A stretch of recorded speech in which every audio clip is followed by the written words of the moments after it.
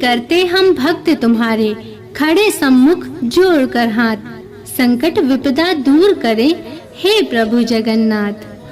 राधे राधे दोस्तों, हम सब जानते हैं कि जब भक्त मुसीबत में होता है तो भगवान उसकी सहायता के लिए दौड़े दौड़े चले आते हैं।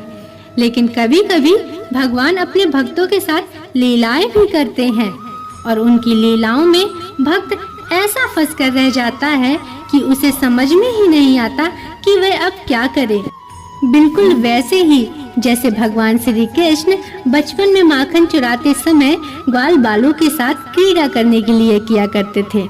परंतु यह बात जरूर है कि जब भगवान अपने भक्तों के साथ लीलाएं करते भी हैं तो उसमें भी भगवान और भक्त के बीच एक मधुर सुख का ही आदान प्रदान होता है और इसे सिर्फ भगवान और उनके भक्त ही समझ सकते हैं। और आपको जानकर आश्चर्य होगा कि लीलाएं भगवान श्री कृष्ण ही नहीं करते, बल्कि हमारे जगत के नाथ प्रभु जगन्नाथ भी इसमें पीछे नहीं हैं। आपने भगवान कृष्ण की तो बहुत सी लीलाएं सुनी होंगी, पर क्या आपने भगवान जगन्नाथ की कोई ऐसी लीला सुनी है? नहीं ना? चलिए मैं आज आपको भगवान जगन्नाथ की ऐसी ही लीला सुनाती हूँ, जिसे सुनकर आपका हृदय भी भक्ति रस से भर जाएगा। लेकिन उससे पहले आपसे एक विनती है, अगर आप भी प्रभु जगन्नाथ के भक्त हैं तो उनका अनादर मत करिएगा और इस कथा को पूरी सुनिएगा। और अगर आपने इस चैनल को सब्सक्राइब नहीं किया है तो चैनल को सब्सक्राइब जरूर कर लीजिएगा। तो चलिए विश्व प्रसिद्ध भगवान केदारनाथ की दर्शन करते हुए इस कथा को शुरू करते हैं। ये कथा है एक ऐसे भक्त की जो रहते तो जगन्नाथपुरी धाम में है, लेकिन प्रभु के साथ उनका संबंध एक मित्र जैसा है, जिनके घर प्रभु एक बालक के रूप में खेलने भी आते हैं और कभी-कभी उनकी सेवा करने के लिए भी आते हैं। जी हाँ, हम बात कर रहे हैं प्रभु के परम भक्त किशनदास की। किशनदास अत्यंत सरल और बालक के जैसे स्वभाव वाले भक्त थे।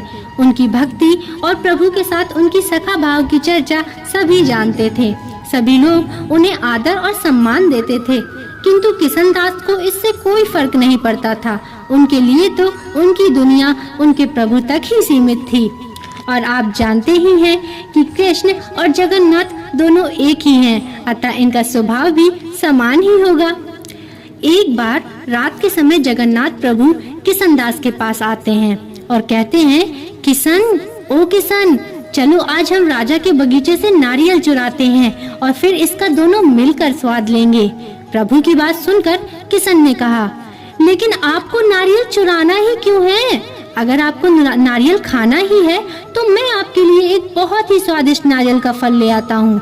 लेकिन ये बात सुनकर प्रभु बोले, अरे किशन, ऐसे नहीं, इस प्रकार तो प्रतिदिन मुझे ढेर सारी चीजें मिलती रहती हैं, मुझे किसी और चीज की कोई आवश्यकता नहीं।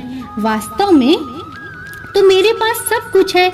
मैया यशोदा मुझे इतने प्रेम से इतना सारा माखन खिलाती है, लेकिन फिर भी मैं दूसरों के घर में माखन चुराने जाता हूँ।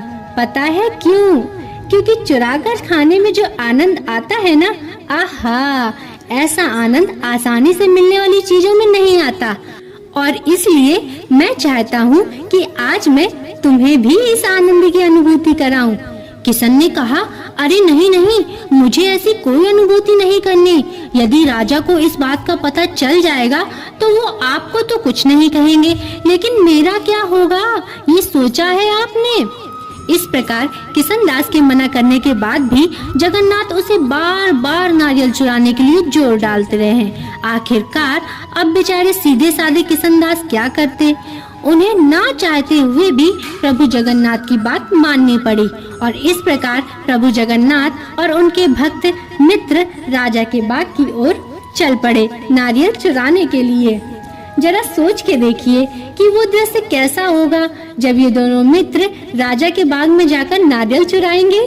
चलिए देखते हैं आगे क्या होता है। अब बाग में दोनों पहुंच गए और आप तो जानते ही हैं कि हमारे जगन्नाथ जी यानी खिलाड़ियों के भी खिलाड़ी कहीं से भी अपनी लीला दिखाने का कोई अवसर नहीं छोड़ते और हमारे किशनदास जी ठहरे भोले भाले। अब प्रभु ने किशनदास से कहा, देखो किशन, ये नारियल का पेड़ बहुत बड़ा है और इस पेड़ पर बड़े बड़े फल लगे हुए हैं। ऐसा करो, तुम इस पेड़ पर चढ़ जाओ और मैं यहाँ नीचे खड़ा हूँ और तुम ऊपर जाकर कोई अच्छा सा फल तोड़ लो और उसको नीचे फेंक देना और नीचे से मैं उसे पकड़ लूँगा। उसके बाद तुम नीचे आ जाना और फिर हम किसी को पता न चले वैसे हम दोनों इस बाग से चुपके से निकल जाएंगे। अब किशनदास इसमें क्या बोलेंगे। जगन्नाथ जी की योजना को मानकर वे तो चढ़ गए नारियल के पेड़ पर। वहाँ से कुछ अच्छे से बड़े बड़े नारियल के फल तोड़ लिए और नीचे आवाज लगाई, प्रभु क्या आप तैयार हो? मैं नारियल के फल नीचे फेंक रहा हूँ, आप उसे पकड़ लेना। और जगन्नाथ ने कहा, हाँ हाँ मैं यहीं पर हूँ, तुम फेंको फल। ये सुनकर किशनदास ने फल नीचे फेंक दिया और सोचा कि नीचे तो जगन्नाथ जी उसे पकड़ लेंगे, पर ये क्या, कहाँ गए जगन्नाथ जी? अरे वो वहाँ होंगे तब तो पकड़ेंगे ना।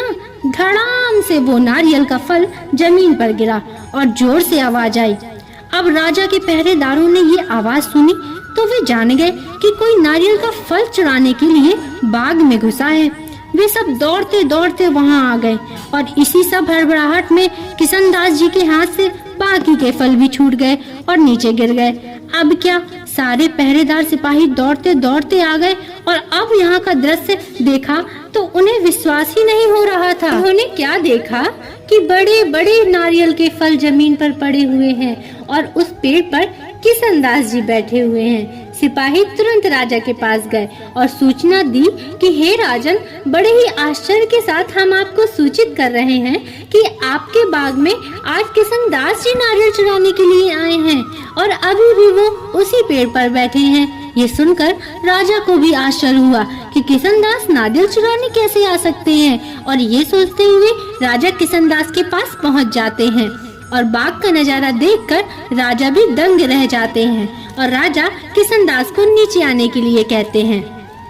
जब किशनदास पेड़ से नीचे आए तो राजा ने उनसे कहा, हे परम भक्त किशनदास, यदि आपको नारियल खाने की इतनी ही इच्छा थी तो आपने इतनी रात को बाग में आने का कष्ट क्यों किया? यदि आप कहते तो मैं इस फल को आपके घर ही भिजवा देता। अब किशनदास क्या ही उत्तर देते। उन्होंने राजा को सारा वृत्तांत कह सुनाया कि किस प्रकार जगन्नाथ जी ने उन्हें इस प्रकार से चोरी करने के लिए कहा और स्वयं ही वहां से गायब हो गए। ये सुनकर राजा और सिपाही सभी लोग हंसने लगे। सभी ने किशनदास के साथ जगन्नाथ की इस मधुर लीला का आनंद लिया और भक्ति रस में डूब गए और अनेक दिनों तक भगवान की इस चोरी लीला की कथा पूरे नगर में होती रही। इसी प्रकार किशनदास के साथ भगवान जगन्नाथ ने एक लीला और दिखाई। वह इस प्रकार है। एक बार रथ यात्रा के समय जब सारी तैयारियां हो गई थी, प्रभु जगन्नाथ, बलदेव और सुभद्रा माता अपने अपने रथों पर सवार हो चुकी थी। तब राजा ने प्रभु के रथ के सामने झाड़ू मारने की सारी विधियां भी कर ली थी तथा चारों ओर शंख मृदंग घंटे बज रहे थे। अब जैसे ही जगन्नाथ जी का रथ खींचा गया तो वो रथ हिला ही नहीं। अनेक बलशाली लोग आए, यहाँ तक कि रथ को खींचने के लिए अनेकों हाथियों को भी बुलाया गया, परंतु प्रभु का रथ 1 इंच भी नहीं हिला। अंत में राजा ने किशनदास को बुलाया। किशनदास ने रथ पर जाकर प्रभु के कान में कुछ कहा और उसके बाद तुरंत ही रथ चल पड़ा। किशनदास भगवान जगन्नाथ के अनन्य भक्त थे, जिनके पास प्रभु प्रत्यक्ष रूप से प्रेम का आदान प्रदान करने आते थे। ऐसे भक्तों की कथा का श्रवण मात्र से ही हमें अनन्य पुण्य की प्राप्ति होती है और हम भक्ति मार्ग की ओर अक्सर अग्रसर होते हैं। भगवान और उनके भक्तों की ऐसी ही रस भरी कथाओं का आनंद लेने के लिए आप हमारे चैनल को सब्सक्राइब करें और कमेंट में हर हर महादेव जरूर रखें।